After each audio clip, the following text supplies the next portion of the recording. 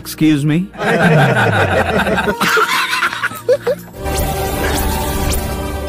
பூமியில இருக்கிற கண்ணிவெடியில கை வைக்க.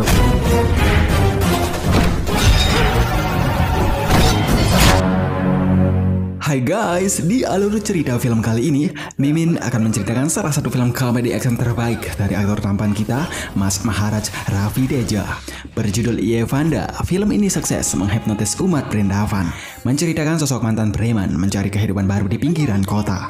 Seiring waktu berjalan, ia terjebak dalam permasalahan yang sedemikian rumitnya, memaksakan si mantan preman harus berurusan kembali dengan masa lalunya yang kejam. Lantas, bagaimanakah kisah selengkapnya? Tanpa berlama-lama, kita langsung saja cek alur cerita filmnya sampai full. Let's go!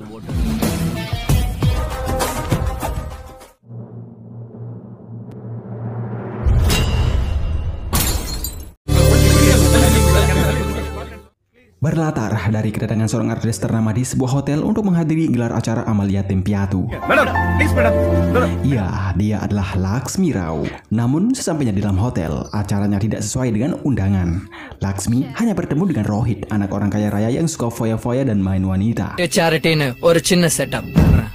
Let's get this party. Ternyata semua ini adalah rencana Rohit untuk menjebak Laksmi agar ia bisa mencicipi serabi lempit Laksmi.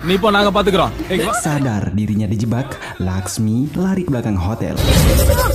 Di belakang hotel, Laksmi bertemu dengan beberapa pria. Laksmi minta tolong, namun para pria itu tidak bisa menolongnya karena Rohit bisa saja menghabisi mereka. Dari kejauhan terdengar suara seseorang menantang Rohit. Dia? Ya, dia adalah Raffi Shankar. Pada waktu itu, Raffi meminta Rohit untuk meninggalkan Laksmi. Namun salah satu bodyguard Rohit menolak dan malah mentertawakan Raffi. Merasa diremehkan, Raffi langsung unjuk kekuatan, membuat Rohit dan bodyguardnya lari kocar-kacir.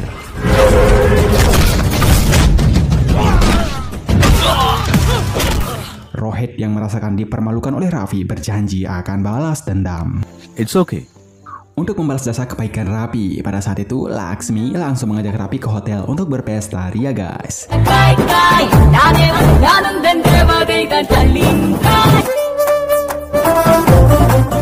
Selanjutnya, ini adalah Pak Mohan, ayah Raffi. Sejak lama Pak Mohan mendambakan seorang menantu. Saking terobsesinya, Pak Mohan tak sengaja merayu putri seorang inspektur polisi untuk dijadikan menantu. Tak terima dianggap murahan, si wanita itu melaporkan Pak Mohan ke ayahnya. Dan apa? Ya, Pak Mohan ditangkap. Namun untung saja Raffi datang dan berdamai. Selanjutnya, ini adalah Seruti, si wanita cantik yang hobinya dugem dan mabuk-mabukan. Ditemani sang paman bernama Pulka, Seruti seringkali memoroti para pria kaya raya. Namun sebenarnya, Pulka lah yang memanfaatkan kecantikan Seruti untuk menggoda para pria kaya raya demi mendapatkan ATM berjalan. Bahkan salah satu teman Raffi ikut menjadi buruan PHP Seruti.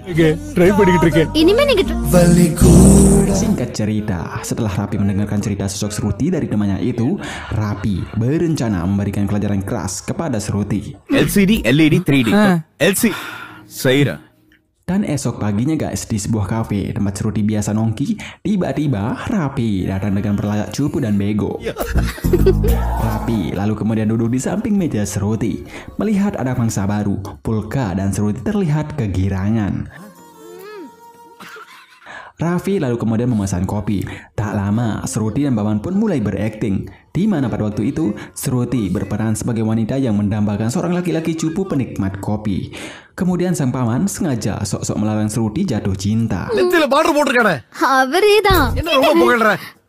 Sadar dirinya dibicarakan, Raffi pun menghampiri mereka. Seruti semakin merayu Raffi, namun Raffi yang sudah tahu tabiat mereka sengaja mengiya-iyakannya. Sang paman memarahi Seruti hingga terjadi keributan antara mereka. Pada kesempatan inilah Pulka memanfaatkan situasi. Ketika kasir kafe datang menyodorkan bilnya, Pulka menyuruh kasir itu memberikan bilnya ke Raffi. Di luar, sang paman dan Shruti pun sangat gembira karena berhasil menipu Raffi. Tak mau kalah, Raffi datang dengan lagak cupunya meminta nomor handphone Shruti. Semulanya, Shruti enggan memberikan, namun Raffi terus memaksa dan terpaksa Shruti memberikannya. Shruti. Bertempat di rumah Shruti, Polka yang merasa jengkel dengan Raffi langsung melancarkan niat busuknya. Pada saat itu, Polka mencoba merayu Raffi lewat SMS. Namun, kebetulan sekali handphone Raffi dipegang oleh ayahnya. Ayah Raffi mengira Shruti adalah pacar Raffi. Beliau sangat senang. Beliau kemudian membalas pesan mesra dari Shruti. Padahal itu adalah paman Shruti, guys ya. Raffi yang melihat sang ayah memegang handphonenya segera mengambilnya dan memberitahu sang ayah bahwa Shruti bukan pacarnya, melainkan nenek-nenek 60 tahun. Bertempat di kampus Shruti, pada waktu itu, lewat telepon, Shruti diajak bertemu oleh Raffi. Shruti merasa risih. Sang paman kemudian membohongi Raffi bahwa mereka sedang berada di luar kota. Namun Raffi tidak bisa dibohongi begitu saja, guys. Raffi sangat jenius. Sebelum mereka sampai di kampus, Raffi sudah menunggunya di sana. Di sana, Raffi kemudian mengajak Shruti kencan. Sang paman menolak. Raffi kemudian sengaja mengancam Polka jika ia tak mengizinkan, Raffi tak segan-segan akan menghabisinya. Terpaksa sang paman mengiyakannya. Di rumahnya, Shruti terlihat gelisah karena ia terjebak oleh jebakannya sendiri. Tak lama, Raffi menghubunginya untuk bertemu. Shruti kembali berbohong, namun Raffi tidak bisa dibohongi begitu saja. Pasalnya, Raffi sudah berada di depan rumah Shruti. Mysore Road, Dollars Call. Untuk membatalkan kencannya dengan Raffi, Shruti dengan cepat sengaja mencuci semua pakaiannya, dan Shruti hanya mengenakan handuk. Tetapi Raffi punya 1001 akal, guys. Raffi mengambil busana Polka dan menyeret Shruti masuk ke dalam kamar. Setelah mereka keluar, Shruti terlihat sangat cantik saat mengenakan handuk dan busana Polka yang didesain oleh Raffi. Shruti. Dan pada akhirnya, Raffi berhasil mengajak Shruti keluar untuk kencan.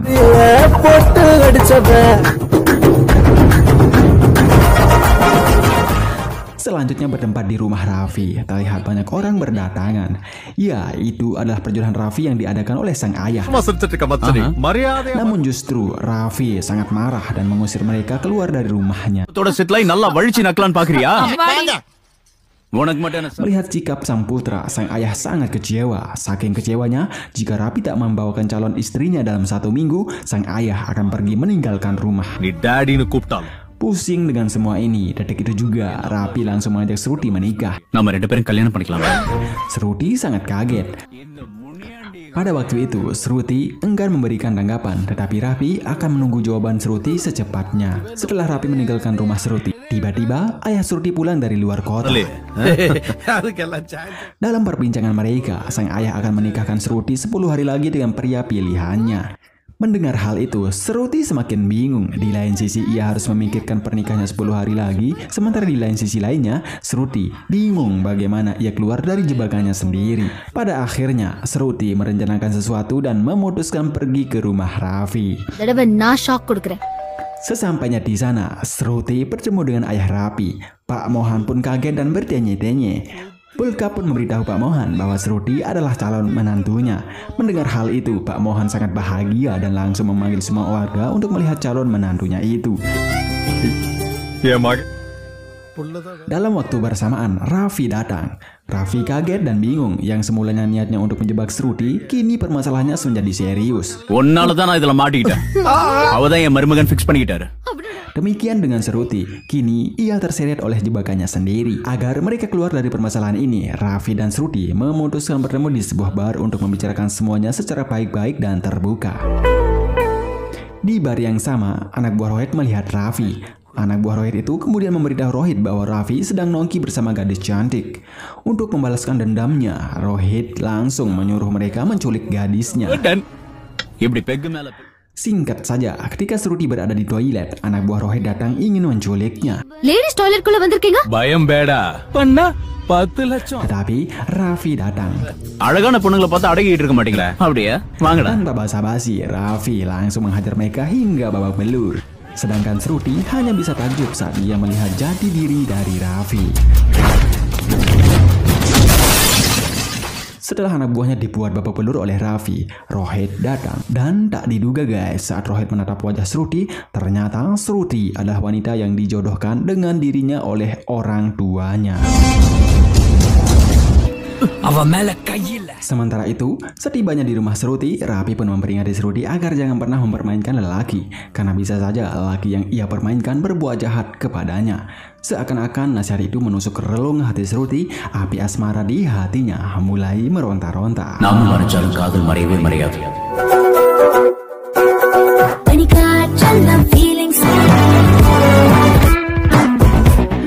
Selanjutnya, pagi itu bertempat di rumah Shruti, terlihat ayah dan ibu Rohit sedang membicarakan kelangsungan pernikahan Rohit dan Shruti. Dalam waktu bersamaan pula, Pak Mohan di sana. Pak Mohan juga demikian. Pak Mohan ingin berbicara serius dengan ayah Shruti untuk kelangsungan pernikahan Raffi dengan Shruti. Seketika ayah Shruti dan orang tua Rohit terkejut. Untuk mengklarifikasi masalah ini, Shruti dipanggil keluar. Sang ayah menyuruh Shruti jujur. Dengan nada terbata-bata, Shruti membenarkan perkataan Pak Mohan bahwa dia mencintai Raffi. Love Pandran Daddy. Dan singkat saja guys, karena ayah Shruti tidak terlalu ikut campur dengan perasaan Shruti, sang ayah pun menyerahkan keputusan itu kepada Shruti. Dan apa? Ya, pernikahan Shruti dan Rohit dibatalkan. மறந்துதான் போகணும். என் பொண்ணு எங்க சந்தோஷமா இருப்பான்னு எனக்கு. No. Rohit yang mengetahui pernikahannya dibatalkan dengan Shruti sangat marah. Demikian juga dengan ibu Rohit. Merasa harga dirinya diinjak-injak, ibu Rohit langsung menelpon adiknya untuk merencanakan niat jahat kepada keluarga Shruti. Purna, ya namanya adalah Purna, ketua gangster ganas di kota Vizek. Singkat saja, sesampainya Purna di rumah Rohit, ibu Rohit menyuruh Purna menghabisi Shruti. Namun, Purna tidak akan menghabisi Shruti, melainkan dia akan menghabisi kekasihnya, yakni Raffi. Tepat di hari pertunangan Raffi dengan Shruti, Purna dan anak buahnya datang mencari Raffi. Raffi yang melihat kedatangan mereka seketika tercengang, seolah-olah Raffi mengenal mereka. Raffi lalu kemudian menyembunyikan sang ayah ke dalam sebuah ruangan. Sementara Purna, sesampainya di depan altar pertunangan Shruti dengan Raffi, Purna langsung mengacaukan acara, sedangkan Rohit langsung meraih tangan Shruti untuk diajak kawin lari. Tapi tiba-tiba, ya, Raffi datang. Purna seketika terkejut saat melihat Raffi, dan tak diduga ternyata mereka sudah sejak lama bermusuhan. Pertarungan sengit pun dimulai. Ketika Purna ingin menghantam Raffi, Pak Mohan datang, menendang dada Purna hingga terhempas jauh. Purna semakin kaget saat melihat Pak Mohan, dan tak disangka Pak Mohan juga merupakan musuh bebuyutan Purna. Purna sudah sejak lama mengincar mereka. Dalam pertarungan sengit itu, tiba-tiba Purna datang dari belakang, menusuk Pak Mohan hingga lemas tak berdaya.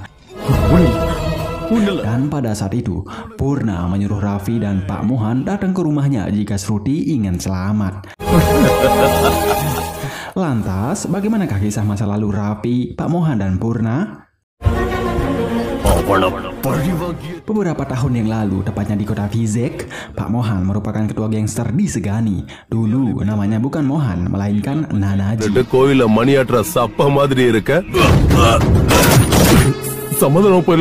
Pak Mohan tak segan-segan menghabisi orang-orang yang berani melawan. Bahkan pejabat sekalipun Pak Mohan sikat. Hanya Raffi yang berani melawannya. Ya, Raffi Sangkar. Sangkar adalah nama sebutan Raffi dulu. Raffi dikenal sebagai preman paling ganas. Meskipun pada saat itu Raffi belum punya pasukan, tapi Raffi bisa membuat musuh pada melongo. Bahkan Pak Mohan yang melihat keganasan Raffi hanya bisa menganga.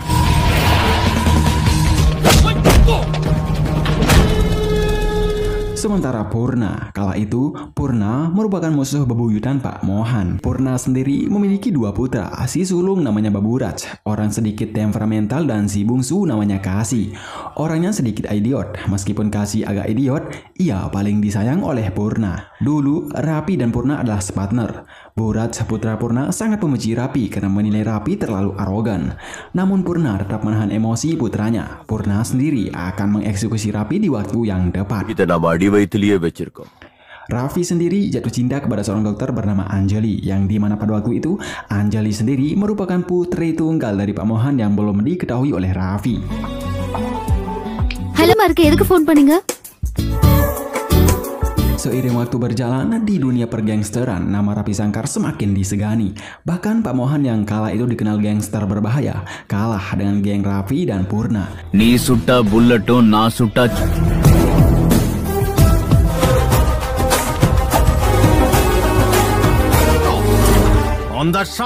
Demikian juga kisah asmara Raffi. Berkat kejeniusan Raffi, hati Anjali luluh lantak. சரிங்களா? அவங்க எல்லாரும் எப்படி மாத்திட்டாரு? சொல்லுங்க அஞ்சலி. If you don't mind. Hingga di suatu momen, perselisihan antara Raffi dengan keluarga Purna terjadi ketika Burat mengganggu Anjali di rumah sakit. ஜனங்களாம் பார்த்துட்டு இருக்காங்க பிரச்சனை Raffi yang tak ingin kekasihnya itu diganggu oleh siapapun. Detik itu juga, Raffi mendatangi Burat di rumahnya dan menghantamnya di depan Purna.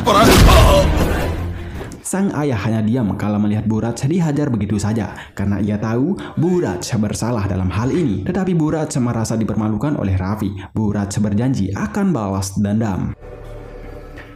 Detik itu juga Burat mendatangi Anjali di rumah sakit untuk menyiramnya dengan air keras. Anjali kabur dan salah satu teman Anjali menelpon Raffi bahwa Anjali dalam bahaya. Ketika Burat berusaha mengejar Anjali, tiba-tiba Burat tertusuk pedang milik Pak Mohan dan Burat tewas di tempat. Dalam waktu bersamaan, Raffi datang. Disitulah Raffi baru tahu ternyata Anjali putri Pak Mohan. Demikian pula dengan Anjali, ternyata orang yang dicintainya selama ini adalah seorang preman sekaligus musuh ayahnya. Atas kejadian itu, sang ayah sangat marah kepada Anjali karena tak pernah mendengarkannya untuk tetap tinggal bersamanya. Anjali pun meminta kepada sang ayah, ia akan tinggal bersamanya asalkan sang ayah mau meninggalkan dunia premanisme. Karena pada saat itu Anjali anak satu-satunya, Pak Mohan akan mencobanya.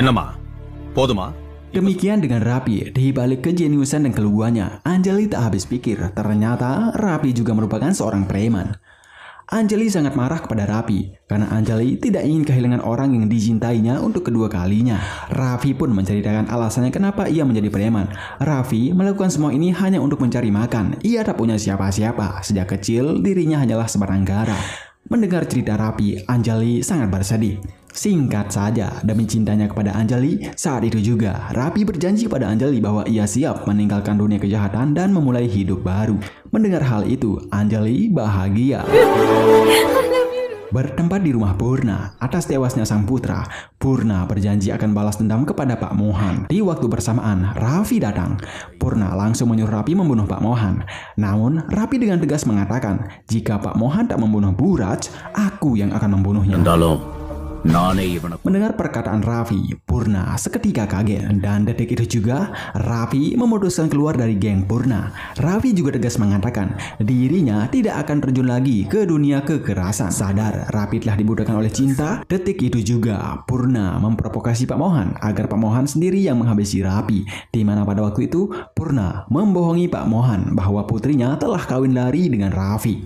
Mendengar hal itu Pak Mohan marah besar dan langsung mencari Raffi dan Anjali. Namun sebenarnya Raffi dan Anjali hanya pergi ke kuil untuk berdoa sebelum Raffi meminta restu. கண்டிப்பா சம்மதி. Dan benar guys, ketika Raffi dan Anjali sampai di tengah jalan, Pak Mohan dan anak buahnya langsung menghentikan mereka. Raffi mencoba memberikan klarifikasi, namun anak buah Pak Mohan terus menyerang dan terpaksa Raffi melawan mereka. Pada kesempatan inilah Kasih putra Purna memanfaatkan situasi.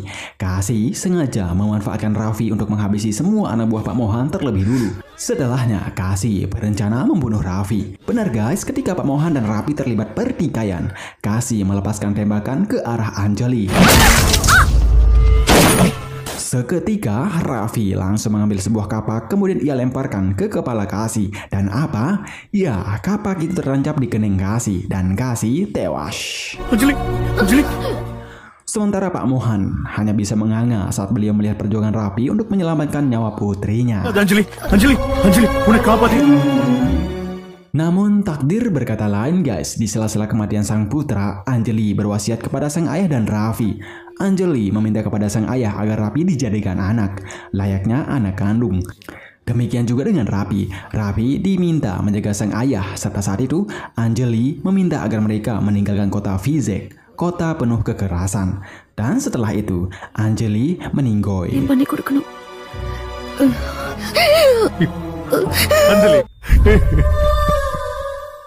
Jadi begitulah cerita masa lalu mereka guys. Semenjak kejadian itu, Pak Mohan dan Raffi mengikat hubungan mereka menjadi keluarga yang utuh.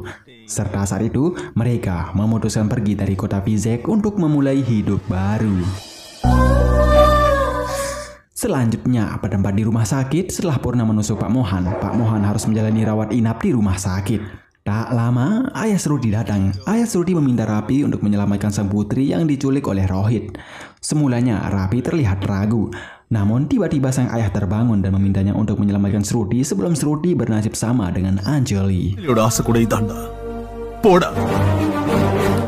Hari itu juga Raffi langsung melabrak rumah Rohit dan langsung menghantam anak buah Purna. Tapi tiba-tiba Raffi terlihat dirasuki oleh sesuatu. Semua anak buah Purna pun dibuat bingung. Tiba-tiba Raffi terbangun dan mengaku dirinya adalah Kasih. Namun sebenarnya ini adalah rencana Raffi guys. Raffi sengaja mengaku telah dirasuki roh Kasih agar ia bisa memasuki rumah Rohit untuk membawa Sruti kabur. Purna tidak percaya begitu saja. Salah satu anak buah Purna pun mendekati Raffi. Dan setelah anak buah Purna itu mengecek sikap dan perilakunya, anak buah Purna itu membenarkan bahwa jiwa di dalam tubuh Raffi adalah Kasih. Persis dengan gaya bicara Kasih, Raffi akan membalaskan dendamnya kepada Pak Mohan atas kematian Buraj. Tak merasa yakin, Purna mendatangkan seorang psikiater untuk mengecek kebenarannya. Dan singkat saja guys, setelah dokter itu mengecek kondisi Raffi, dokter itu membenarkan bahwa jiwa di dalam tubuh Raffi adalah Kasih. Setelah dokter itu meyakinkannya, Purna pun menyuruh Raffi masuk ke dalam untuk beristirahat. Namun tak disangka guys, ternyata dokter itu juga sudah disetting oleh Raffi. Shruti, நீ யாரு உன் கடந்த Singkat saja, menjelang pernikahan Sruti dengan Rohit, Purna dihubungi oleh Pak Mohan.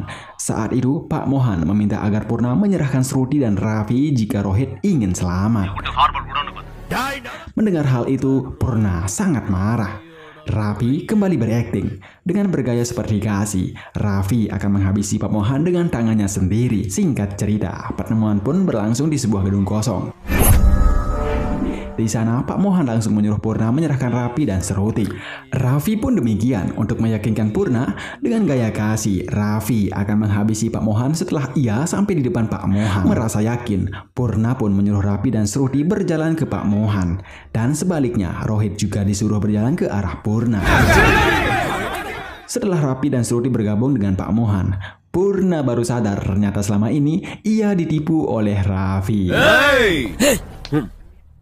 Dan rencana Raffi untuk mengambil Sruti pun berhasil guys. Tapi cerita tidak sampai di sini. Karena dendam antar dua kubu sudah lama terpendam, pertarungan sengit pun berlangsung dramatis.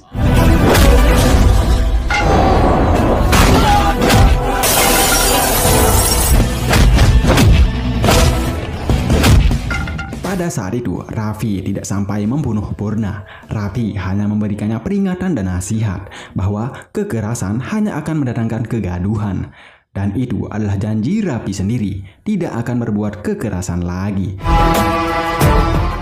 Pada akhirnya cerita pun happy ending. Raffi berhasil mendapatkan istri dan Pak Mohan akhirnya mendapatkan menantu. Tamat. Silahkan pakai saja pelajaran yang bisa diambil guys. Mimin mohon maaf jika penyampaiannya kurang bagus. Silahkan berikan komentar positif dan membangun dari lubuk hati yang paling dalam. Mimin Mintul ucapkan terima kasih dan salam bahagia.